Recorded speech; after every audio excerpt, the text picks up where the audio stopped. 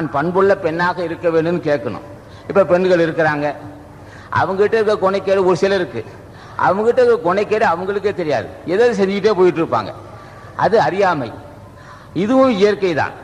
அறிவும் இயற்கை, அறியாமையும் இயற்கை. அறிந்து கொள்கின்ற பண்புகும் இயற்கை, புரியாத புலப்படாத ஒரு அறிவும் இயற்கையா இருக்கு. ஆக தலைவன் நீ கேட்கிறோம், எனக்கு நல்லது கிட்ட தெரியலையா?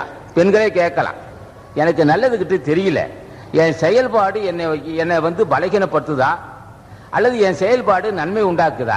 நான் போற பாதை சரியா தப்பான்னு தெரியல, எப்போ பார்த்தாலும் குடும்பத்தில் பிரச்சனை இருந்துகிட்டு இருக்கு, எதையும் ஏற்றுக்கொள்ள முடியல, நீ தான் எனக்கு அருள் செய்யணும் அப்படின்னு கேட்கணும். அப்ப ஆசான் என்ன செய்வான்? நியாயமான வேண்டுகோள், எனக்கு என்னதுன்னே தெரியல, நான் படிச்சிருக்கிறேன், கல்வி அறிவு இருக்கு, எல்லாமே இருக்குது, ஆனா எனக்கு பலகீனம் எனக்கு தெரியணும், நீ தான் அருள் செய்யணும் கேட்கும் போது தலைவன் அருள் செய்வான். நமக்கு நல்ல குணம், அது என்ன? நல்ல அறிவு, சிறந்த அறிவு. சிறந்த அறிவு தான் நல்ல குணமாக மாறும், இல்லைன்னா வரட்டுத்தனமான அறிவா போகும். நல்ல குணம் நல்ல அறிவு, நல்ல சிந்தனை நல்ல அறிவுனா அப்ப நல்ல எண்ணம், சாந்தம். இந்த சாந்தம் எங்க இருக்கோ அங்கே தலைவன் இருக்கிறான்.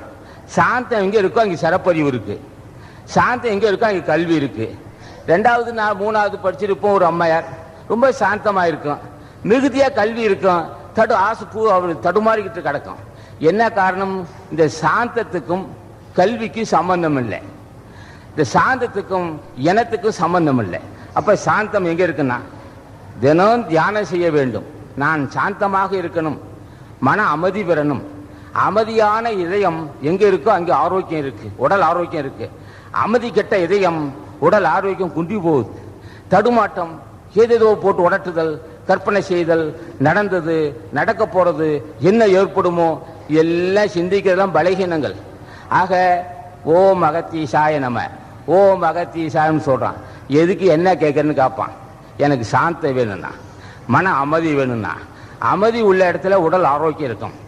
எனக்கு அமைதி இல்லை, அமைதி கெடுது, எதோ சிந்திக்கிறேன், தடுமாட்டம் இருக்கு, நீ தான் எனக்கு அருள் செய்யன்னு கேட்கிறான். அப்ப பூஜை செய்யும் போது என்ன வேணும்னு கேட்டான்.